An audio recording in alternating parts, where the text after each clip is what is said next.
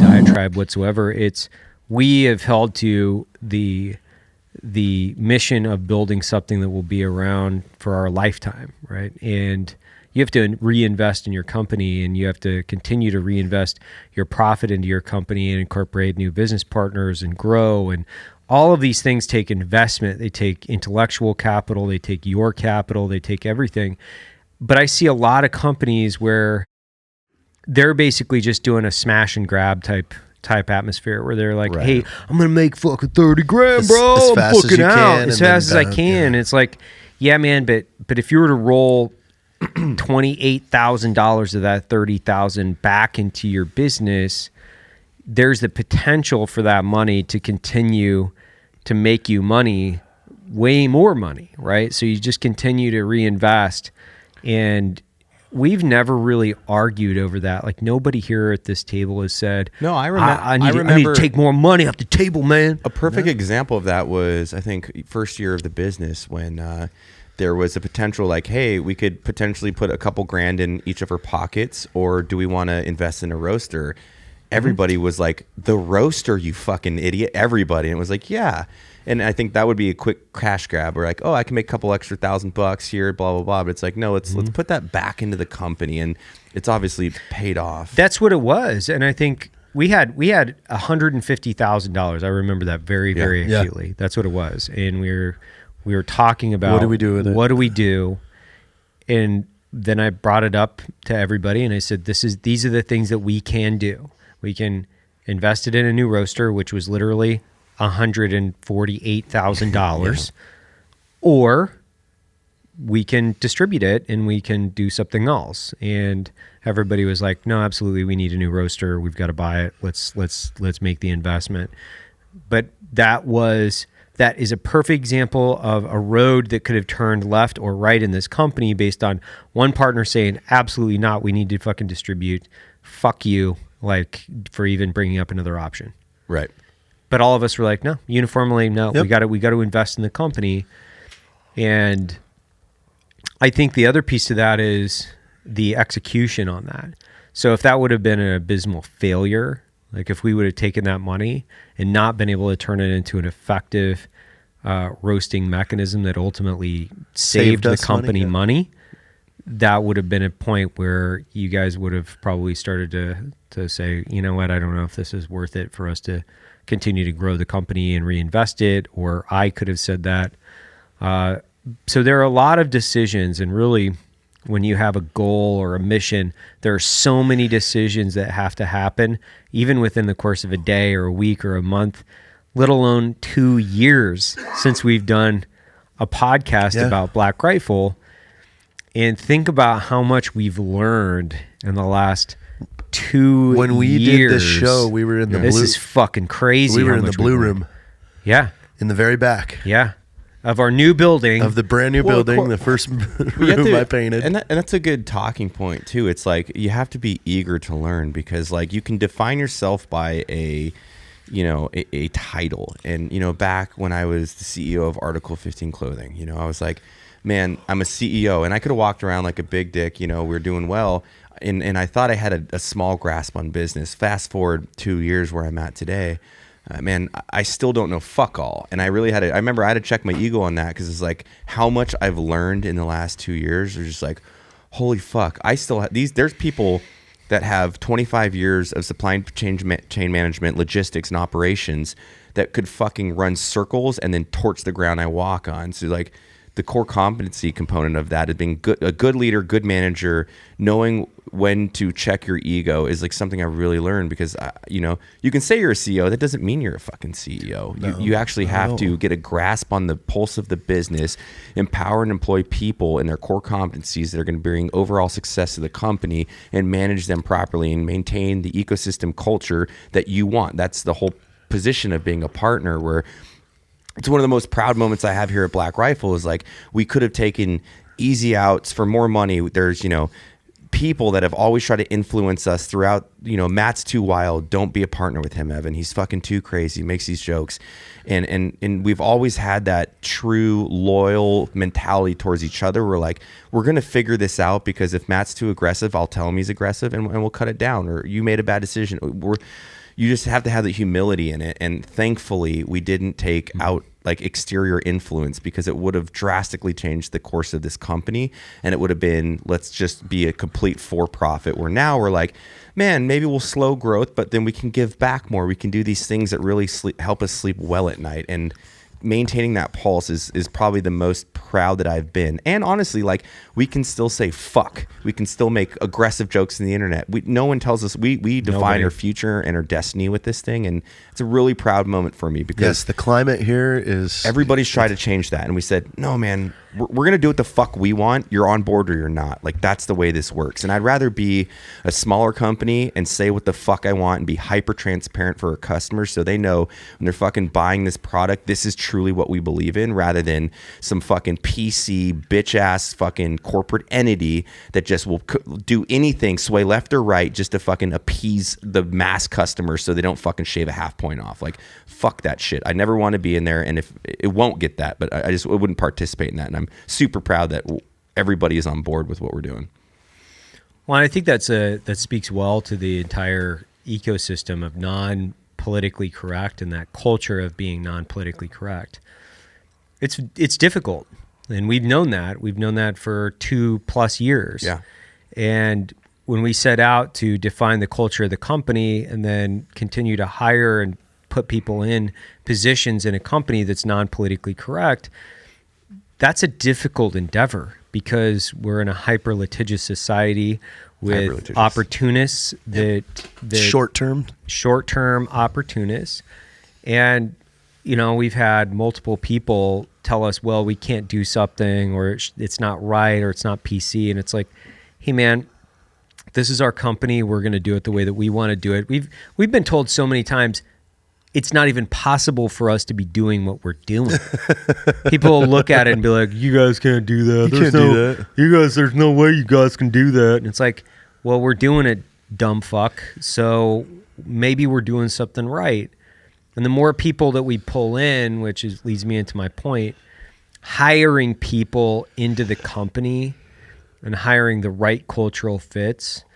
I've made a lot of mistakes in 4+ years of this company. I've made a lot of hiring mistakes.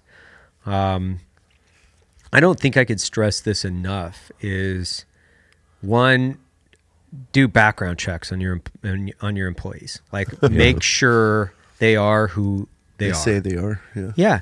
And reference check their resumes against people. But proper reference checks, because I've eaten that on quite a few, where you're given this epic portfolio and general references. And then if you deep dive into them, and we have a pretty cool process, especially for C-level and executives, but like, you get to know the people that loved them and the people that hated them. And then it's up to you as a manager and a leader to make the best decision forward. Whereas before, it's like, of course you're going to call a reference and be like, oh, this fucking dude's awesome. He works nonstop. And then like complete, the antithesis of what they are, Yeah. Well, so when we've been calling, we call references, and then people that they recommend we call too. Right. So that's kind of a wild card, where you can kind of drive down the rabbit hole on references. Good word. We've made a lot of mistakes throughout 4 years. I would say the biggest mistakes I've made are hiring wrong people, the wrong people. And there's like this old saying that's been around in business for a long time. It's hire slow, fire fast. Right. And you really have to remind yourself of that almost every day. And I think we get better at it as we get a little bit more mature in business and we continue to grow and develop, but it cannot be understated that is an absolute. I think fire fast is often misrepresented. Like, I think there has to be consistent, proper documentation across the board with an employee that's following policy, like, and having a good HR policy. So people that are held accountable, documented that they were held accountable in a proper professional forum, and then having that documentation. So if the time comes, you know, you're not just being fucking demolished by this outlandish cash grab fucking litigious society that we live in. Right. Well, so in our first episode of this, you know, look at what the business looked like at that point. We had fulfillment in-house. Yep. We were Yeah. outsourcing or partner roasting down the street.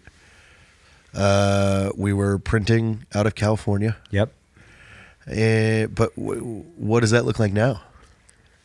We print 99% of Print it- everything in-house. Print in-house. We roast bought our 90, own print shop. 90% of what we, and when I say, you know, our single serves, our K-cups and stuff like that, we don't roast that. But the bagged coffee, beaned, and You the got whole 2 bean roast ground. facilities. Well, now. we develop the roast profiles and hold them to a massive QC process, but Yeah. obviously we don't have the investment capital right Yeah, now but to we have two K-cups. roast locations Yeah, now. fuck yeah, man. Growing too. Tennessee and Salt Lake. We've got 3 major shops.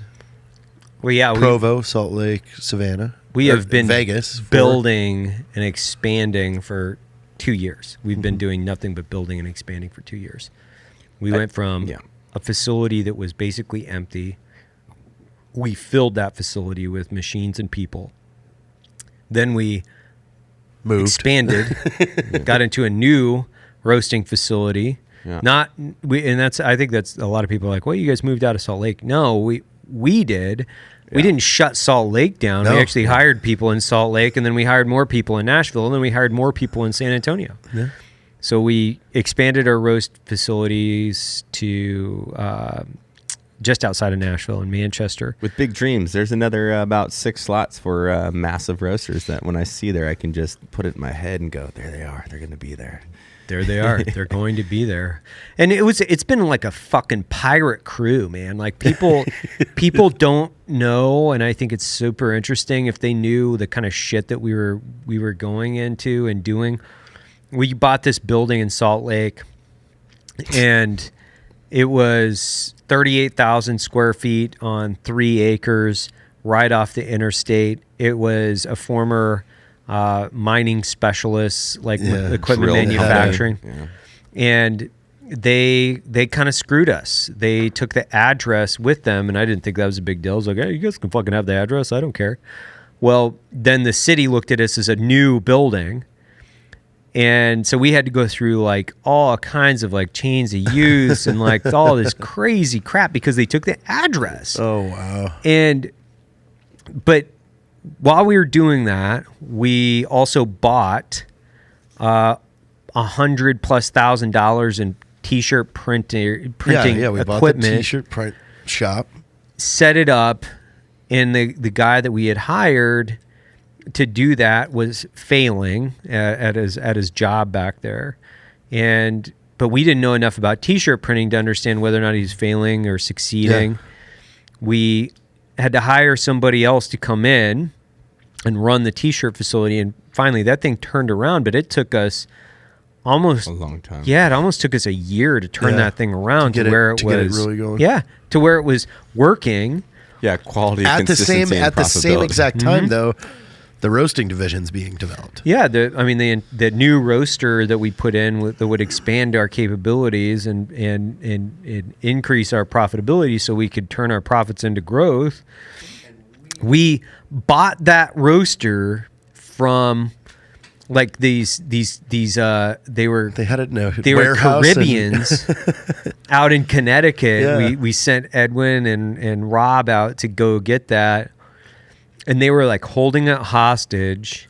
We were basically negotiating with them on the spot, telling them we're not actually leaving the facility until you turn over the roaster. And they what they were trying to do, what we figured they might have been trying to do, was actually get the wire Right, and then and bounce. bounce. Yeah.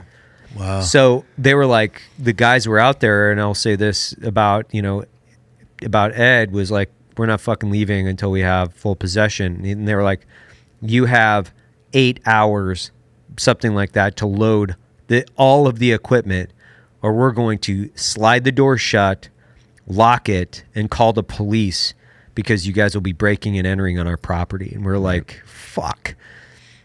So we bought like roasters, and they had forklifts, and they briefed us going out there that these things were all like brand new. And so these guys get out there and like, it's not brand new, dude. Like this forklift is like fucking purging hydraulic fluid and like this rusted and yeah. But I'd crunch the numbers on it. I was like, it's still a great deal. Like if the roaster works, you got to leave there with that roaster. And plus, at that point, they had $75,000 worth of our money. Right. So we were like, okay, check the roaster. Does it work? Yes. Okay, load that shit up. Let's go. And they loaded it up and got it back to Salt Lake. And it's interesting because when we started offloading that, we're like, because it was a big piece of equipment, it was a massive industrial piece of equipment. Once again, everybody said we couldn't do it. Everybody was like, you'll never be able to get that thing to run. Like, quite literally, I heard it multiple times. Yeah, I remember. It's like, you guys aren't going to be able to get the thing to run. It's not going to work. It's not going to fit in that space. We're like, fuck you. We'll get it to run. And my dad came in. My dad came in and was like, oh yeah, we'll just bolt that thing to the floor and turn it on. Fuck yeah, that thing will roast coffee. Hell yeah. Yeah, fuck it. And you just bolt it to the floor and turn it on. And it was like a super piratey operation. Like we were not fucking around. If you think about this, you manufactured everybody that was in that roasted facility. None of them had experience. Well, Ed did. Yeah, Ed did. Yeah. But not on a large scale. When you take Matt and everybody else that was in there roasting, they were all created. They were built coffee experts. Yeah, but that's the whole like investment in personnel. Like, do you have the work ethic to learn? Yes. Do you have the want to learn? Here's a Probat specialist that's coming in and fucking giving you the end all to how to fucking make the greatest roast profile ever, and then we fucking tailor it to our needs. Well, not me, because I don't do the roast profiles. But yeah. It's pretty cool because those are lifelong skills that a lot of those people learned in there.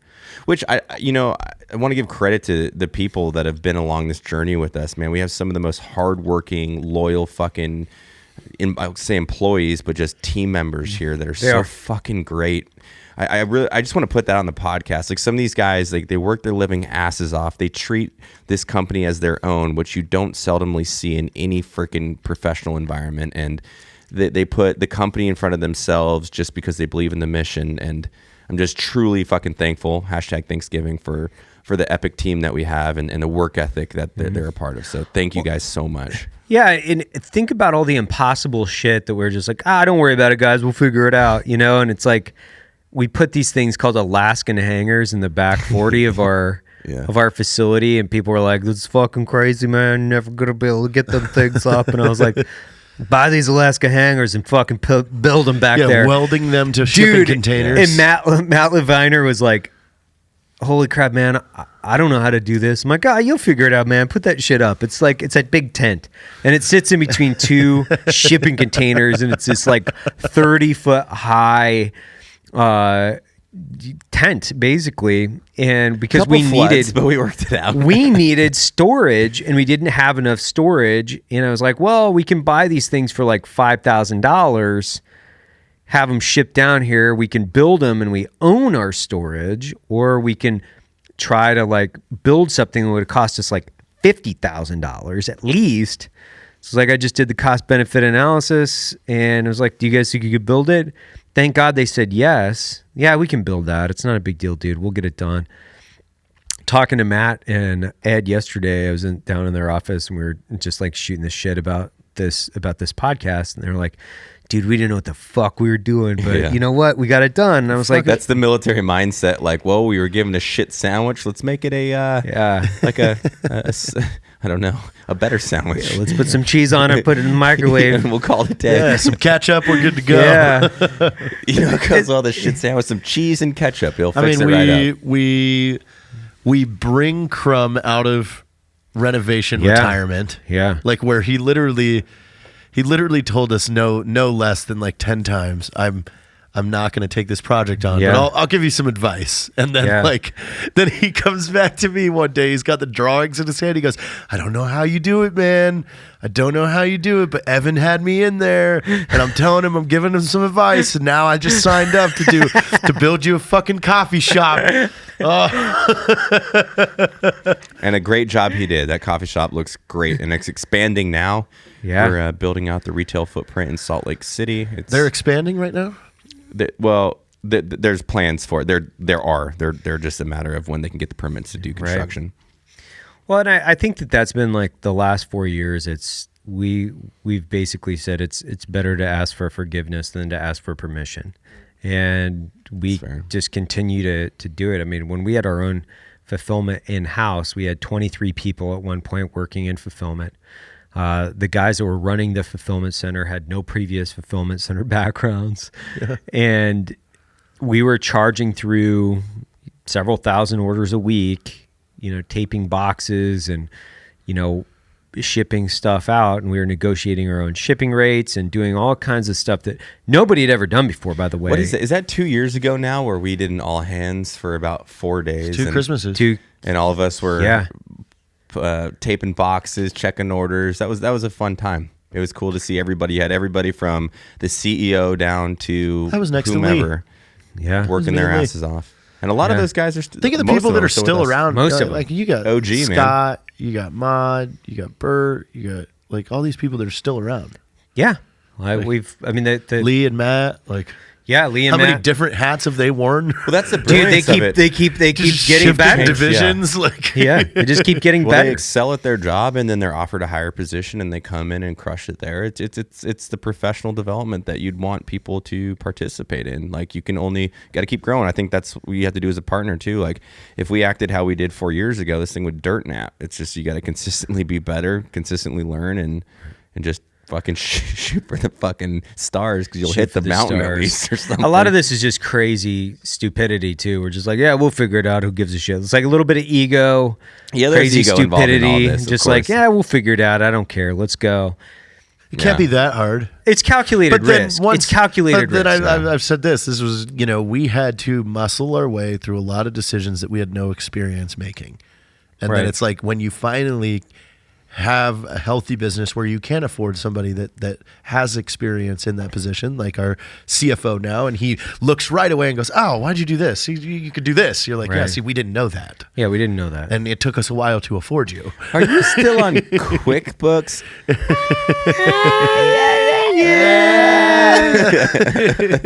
Hey, just go ahead and fix it. Is that your ledger right there? Are you manually writing this down? Well, and I'll tell you, even like some of the things that we neglected, right? I mean, we neglected some of those things early on. It'll come back to haunt you in some ways, which is we didn't know anything about HR. No. And that one was hard, and it still is. It's still hard to navigate that, and you have to find the right people to place in those positions. Our first health insurance policy that we activated company-wide was a failure across the board. Yeah. We couldn't even go get treatment, but we kept working at it and hired more people and continued to work to the point where we brought in more specialists, people that were competent, and they fixed it. Our finance division was outsourced to a company that was an acting failing, CFO essentially. Failing, like big fat fucking F. Oh, terrible. And just terrible. I mean, I can't even give you guys a worse recommendation for preferred CFO out of Salt Lake City. They are trash, by the way. So steer clear of that company, and there is no liability in that because ultimately it is a client recommendation. And what is my experience, which is big fat F. And so I'll give them an F right back. Horrible company to work with. So when we worked through a lot of these challenges in the last 2 years since we've done our last update on the company, we've grown the company 4 times. 4x, yeah. 4x in not only employees, but the amount of professional capability that we have, the Well, I think that's something that we didn't maybe fully understand back then, where it was like growth over foundation, where and then we got to a point where like, well, we can't keep growing because the wheels will fall out from under us. Like we have to have this we need more wheels. foundation. We need fucking 4x4. We got to like really put this in, slow the growth process, and then reevaluate. Okay, now we're good, because you don't want to hire people and then see them fail because of we didn't have the infrastructure to support their positions. And I think we're at a point now where we're almost there. And there's so many things in the inner workings that we can't say that are going on right now as far as growth strategies that we can't make public, but I think are fucking going to be so rewarding. They're going to speak to our mission statement. They're going to be epic things that they're in the works. And there's a lot of shit that goes on behind the scenes that we don't put out there, because I feel like sometimes we can't say how much good we're doing, because then it's self-infatuating. We look like yay, look at us, we're doing this fucking really cool shit. And like, if it's an episode once a year, I think we can tell people what kind of shit we're doing. Fair enough. Well, certain things, I'm thinking like partnerships and all of that, we can't really divulge at this point, but yeah, we've actually, not only the fact that we've hired, and I think we've inspired a lot of other companies to do a lot more veteran hiring.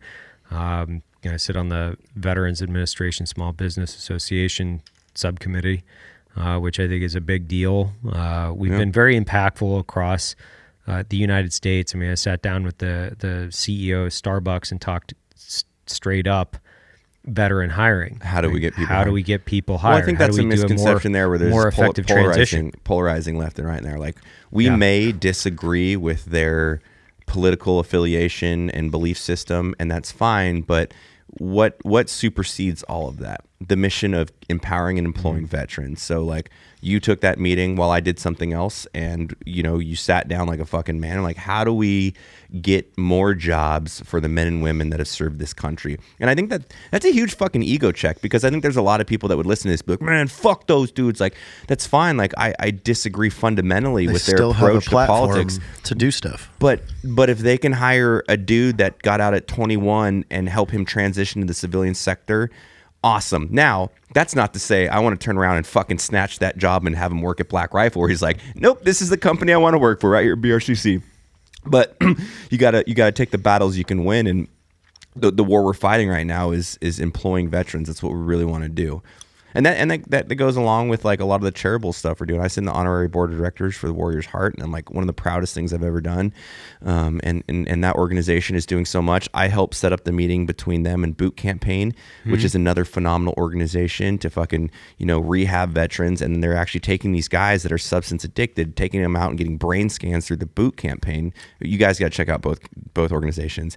They're actually telling them on like the smallest level what like, you're disposed to being an addict, and this is how we fix it, because your TBI is playing with your brain this way. They get them fucking fixed. They send them back to this rehabilitation program, and then that organization is actually helping them like get another job and not be an addict. And they have a super high success rate. And those are a lot of things like off the map that we don't put out there, but I truly believe, and this is just my opinion, like helping the individual. I think there's so many organizations out there that they put Band-Aids on fucking chopped off legs. And I'm like, sure, you're slowing the bleeding, man, but the consequence of that is you're going to bleed out. I would prefer to put a tourniquet. Let's get this guy in fucking rehab. Let's fix him.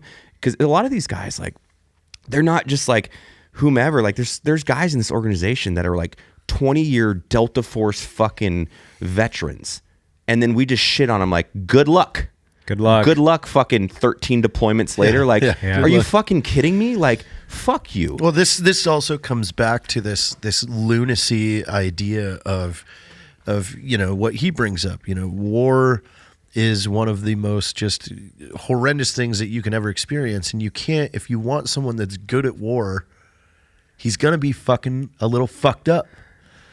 Yeah, like you have to compartmentalize. He has to fucking switch his head over and go, I am going to kill other humans. And then for us to just think that a fucking 1 week course right before you get out and you're handed your medical records is okay, we are extremely fucking naive at that point of, wait, what? Right, and that's part of the whole infrastructure thing. I think that business is directly correlated to that as well. Like, you can you have to build the infrastructure, and infrastructure that works. You can't just be like, I'm doing this to help these guys out. Sure. But again, Band-Aid on an amputee, it doesn't fucking work in the long run. And that's why we really try to partner with these organizations where you see a guy that is no clothes, he's a fucking meth addict, and he's ready to put a pistol in his mouth. Like 6 months later, he's got a job at Home Depot, he's got clothes, he rekindled his relationship, and he sees his kids again. I'm like, that's the success that I want to fucking see people have. And part of Black Rifle's mission is to help that transition piece that I fucking dealt with, and then also the guys that just went far off the rockers and reel them back in and give them opportunity to see what happiness is again. Because when you compartmentalize war for so long, you're fucked up. I mean, I think we've all probably dealt with it. I've fucking done my own shit where you're like, you have to put it so deep down, and it comes up sometimes. We're like, fuck all this. I don't give a fuck. I'll just smash TVs and do whatever the fuck I want. And you kind of have to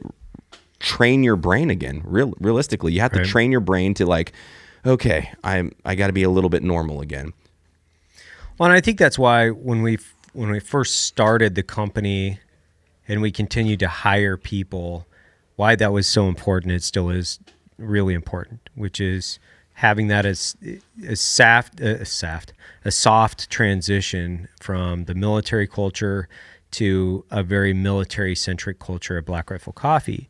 And I've tried to explain this to a lot of people where they're like, well, there's a lot of companies out there that hire vets. I'm like, yeah, but they have 2 to 3% of their workforce that are vets. Like it's not a veteran-dominated culture where civilians have to adapt to our form of culture here. It's not reverse. And you can rope that full circle when we're talking about how we're stoked to come into work and work with our best friends. And like, I'll put you in this position right now. Can you imagine having to go to work not in this capacity? And that's what most people are doing. They don't understand it. They don't have it. And it's like, that's the opportunity I want to give, where people are fucking motivated and they can resonate with other people. They can share a war story on their lunch break and be like, I don't know why, that just made me feel better to get that out today. Like that is what's so special about this to me, because I don't know where I would be if I didn't have this. I would be lost as fuck. I'd probably just be some internet douchebag like I already am, but alone. You know what I'm saying? It'd be very, very, very challenging for me, especially with like how crazy my brain works.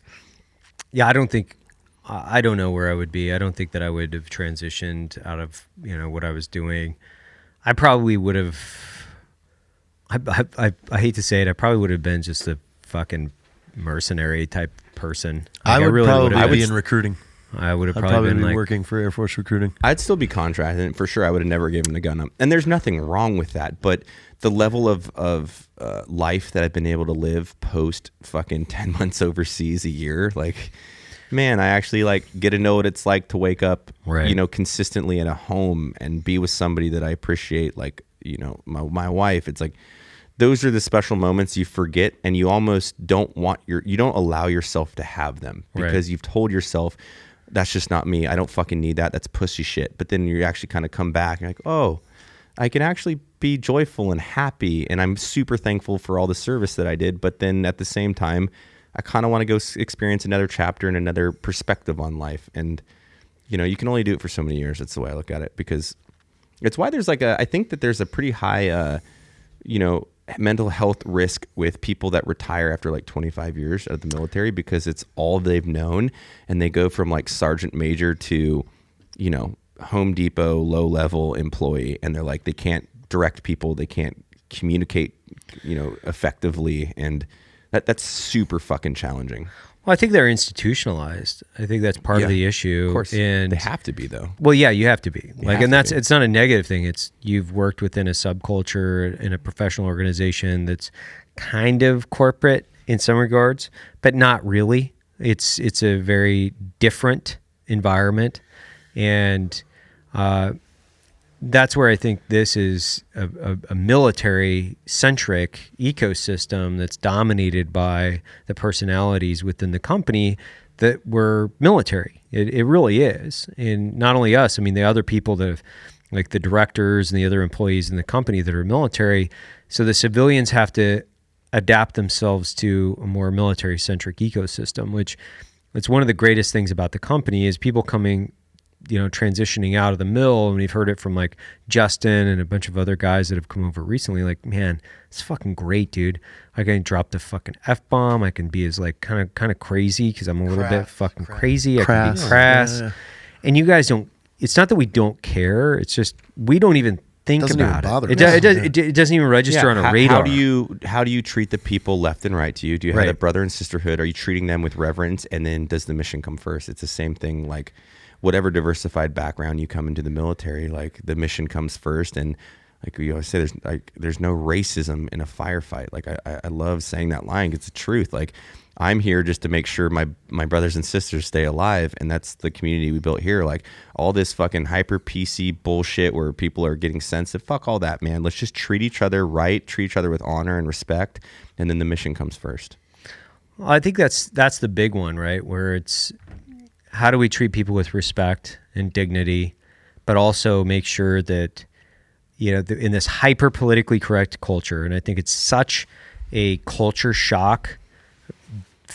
Definitely for the warfighters coming out and transitioning, it's such a fucking culture shock that it causes an additional layer of psychological stress because they're trying to fit in and almost mask who they are and their personalities, and that's a very difficult thing to do versus coming in and saying, damn, dude, I am who I am. Let's go. Yeah, you are. Everybody's different, man. You should live your life to the fullest as long as it doesn't impact other people's health and welfare negatively. It's a fucking pretty easy concept if you really open is. The book, man. It's like, oh, that's pretty simple. And this hyper politically correct society that we live in is so detrimental, I think, to evolution. It just, not on a diatribe on this, but when you're hiring people and building a culture in a company, it's not only the outward facing aspects of the company that are not politically correct. When we are in board meetings and everything else, we're not politically correct. Like we drop fucking F-bombs. I'm in sandals and a tank top usually. Yeah.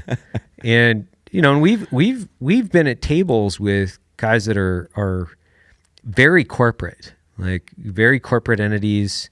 But what's the response that we get them at every time? You guys are the most fun company I've ever worked with. Yeah, we drag them to our level. But have you noticed that? It's the most confusing thing in society that I can't fucking put my finger on, that people succumb to this construct that they have to be lames all the time. And then they hang out with like a company like ours. Like, it's so fun. It's invigorating. You guys are scrappy. You're fun. I'm like, well, why aren't you guys that way? Right. Like, that's what you want to do. Do it. Do it. As long as like it comes back to the respect and dignity thing, like you're not trashing people, you're not doing that. As long as you're respect and dignity and some empathy and sprinkled on there, like, all right, man, then like let's go fucking be fun. Let's be crazy. Like let's take risks, calculate a risk. Let's do it. Fuck. That's what the fuck life's about, man. That's been a difficult challenge in the last couple of years. It's maintaining the cultural integrity of the company while balancing modern HR aspects because people don't necessarily understand how to take our language, at times. And it's also saying, hey, you know what? You're right. Maybe that's a little bit too aggressive. I can't necessarily do that. But it's one of those balancing acts where you can say, and I know that it's definitely professionally developed me, where I used to think, well, fuck them. It's our culture. Let's go. But it's like, the company's bigger than us, right? So we have to be careful and empathetic to people that are in the company, and not just us. It's everybody. Like you can't watch porn on your computer in the office. Like, and I'm not saying we do that, but like we've had those issues with guys where they're like, dude, check this out, and it's like, dude, you can't do that in the office. What are you doing? Like, what the fuck is wrong with you? I just thought that was cool. No, it's not cool. Like, you can't actually play that in here, right? And I think that's one of the hardest but most valuable things that we've been able to accomplish in the last couple of years is maintaining cultural integrity while balancing the aspects of modern HR, which is counterintuitive to humanity. As far as I'm concerned, it's completely counterintuitive to humanity. Like it's like, so I can't ask that person a question? No, you can't ask that person a question whatsoever. It's like, what? Like, why can't I ask somebody how old they are? It seems like a relatively easy question. Like, dude, how old are you, bro? Like, how many times have you done that to guys on your team or in your past? Yeah, the second you and then it's like, you can't say that because dude, you could be, age discrimination or whatever. It's like, God. oh my God, really? I can't ask a person how old they are? No, can't. Yeah. And it's like, that's bizarre. It's counterintuitive to even common flow of communication and human communication that's been developed over thousands of years. And it's like, dude, how many times does somebody else ask somebody else how old they are or where they're from? Yeah. Not like country of origin, but like, hey, where are you from, man? I know, right? You think of it like a even smaller perspective would be like, hey, how many frags you got on you, Evan? You can't ask me that question. Yeah. No, but I'd like to know how many grenades you have. Yeah. So if you can tell me that. Hey, dude, do you have any injuries I should be aware of? How many times you fucking like I've done it where I got a new dude on the team and it's like, hey man, do you have anything that we should be not concerned with, but be aware of where you're like, I have limitations when it comes to X, Y, and Z. I shattered my ankle back in the day. Okay, you're not going to fast rope with the Gustav. Yeah. We're going to light load you on this one. Well, that's discriminate. No, we just want you to be healthy and contribute to your ability. We want to work with your ability. Yeah. It's like, well, yeah, go ahead. No. I was just going to say, like, also to look at our media presence now. We've got podcasts, we've got Coffee or Die, which is turning into like a new Vice, like almost a military Vice. You know? We've got the videos that we're running on Matt's channel, on Black Rifle's channel, and Drinkin Bros. Like, we have really expanded from where we were 2 years ago. Like, hell yeah, going, hey, what's our next coffee commercial? Go for it, man. Never be content. Oh, you can be content, but never be satisfied. I guess that's the proper word. And I think that that's something the team, not the whole team here at BRC, has done, where we have massive wins, but like, how do we do better, man? Like I would have refined this a little bit, and that's why I think the success has happened, is because everybody is immediately, just like the military, done an AR. I'm sure that the Bin Laden raid or the most successful fucking direct action combat shit that's ever happened, we always do AARs. You're like, Matt, you came in that door perfectly. You blew the ECT charge. We fucking roped these dudes up. But like, how do we do more better? And that's what's super important in business, at least to me. Like, you can always do better. You can never be satisfied with your performance. You can be content, but not satisfied. Well, it's like, it's gonna be, it's satisfaction at the same time. I think that 2019 will actually be defined, a defining year, by actually what brought us to the dance. Like, I think 2019 will be defined we're gonna by bring it back. Yeah, it's gonna be a because big year, I think it's going to be a big year. We said that every year. I mean, 18 was massive with the moves that we made. I mean, we moved.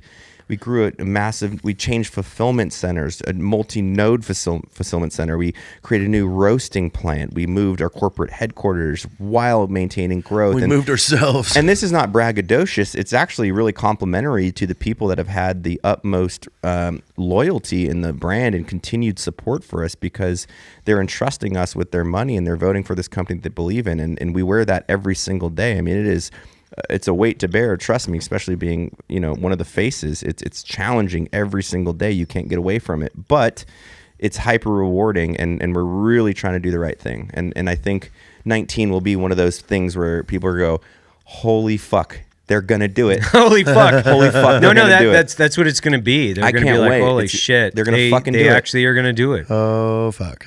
Yeah, and I think it's gonna wake. And I can't wait to tell some of the stories that have been on, like, months, a year worth of just biz dev and treading through the fucking jungle with the machete, not knowing where you're going, but you're like, I'm gonna keep fucking walking because I might find the village. And when you can see the village, you're like, holy shit, we might have pulled off something of extraordinary proportion and stayed true to our word. Because, I mean, we'll always stay true to our word, but, some things don't work out. But fuck, man, it's exciting. Probably one of the most exciting times in our company. That's like every month. It'll be fun. It'll be fun. 19 will be like, 20 is gonna be the 20 is gonna be epic, motherfuckers. Yeah. As we review our video of the hot air balloon hot tub. Like, we're still not doing still that. close. We're Hot close air to balloon hot tub with minigun. With minigun. There's got to be a Like, point okay. where we're like, we did it. We did it. So we did it, everybody. Yeah. We built a hot air balloon with a hot tub and a minigun on it. And then when people are going to go, you guys have really fucking lost your mind. You're done. Past, a high-rise skyscraper in downtown Chicago with that, and someone just go, was there a zebra in that hot tub? That's why I love that Prius Vulcan, we broke it's my favorite quote of Arnold, break the rules, not the law. And we broke every marketing rule in the fucking world. And it was just like, let's mount a Vulcan on a Prius. Why? Because that will entertain our customers, and that will be a fucking... Biggest complaint I saw about that. They just wanted more footage of the fucking Vulcan. I know. fire. I wrote a comment on there. Someone was just like, I want more real time. I was like, dude, it's $3,000 a second. Like, we're ballers on a budget, dude. Like, that's why it's a Prius, homies. And we put it in the video where it's like, because Raptors are expensive. We didn't want to buy the Raptor. It's super expensive. Plus, we don't got Ken Block money yet. The irony and just like saying, we put a minigun on a Prius. Yeah, how many comments did you see? This is the best use of a Prius I've ever seen. Like, and even Toyota has reached out. You know, they're like, hilarious. What did you do? What did you idiots do? I always like that. That's my favorite response. What when did people you are like, idiots "You do? guys, idiots do?" What did you idiots do now? Like that's we did like something epic, and we are idiots, or we wouldn't be here right now. Yeah, there's a little bit of stupidity in this. There's a lot of alcohol infusion. That should be the new book. Success is stupidity. Like, it's the fucking truth. It is. Like, Successful you can't stupidity. do that. We're like, nah, I'm definitely gonna hang onto a helicopter without safety lanyards and pull me out of a limousine. God, we could have really fucked you up a few times. Yeah. It's wonderful though. Well, speak of the devil to one of our one of our With finest and first pickle. employees ever. He's wearing a pickle. Mr. Logan Stark. Editor-in-chief. Editor-in-chief. Logan Stark. Logan Stark. What is he editor-in-chief of? Just the things. He doesn't have a microphone. It's okay. Oh, yeah, we're on. He's on like all the nicotine gum over there, dude. I got it all. I mean, we're probably ready to close up here soon unless we have any closing statements. I really want to leave with, at least from my side, was I'm fucking thankful for everybody that's been on this journey with us. And we truly believe that this is a team effort, and everybody that's participated in even just watching, sharing content, to buying products that we put out. Thank you so fucking much. Like it is the most humbling thing of my life that I've been able to be in this position, and thank you. Like, I can't say it enough. Like, I get to work with my best friends and hopefully provide value in all of your lives, and hopefully fucking give you some epic opportunity down the road, which we will. We will. So that's all I got. Yeah. I'm drinking another beer and eat some nicotine gum. Thank you for everybody that listens to Launch Code Podcast too, because I think, the more people that listen to it, the more people we can bring on, get great entrepreneurs, great business people that will create value and inspiration in your lives, whether you're trying to start a business, whether you're running one right now, or you just like to listen to us fucking run our Dumb mouths. sucks. Yeah.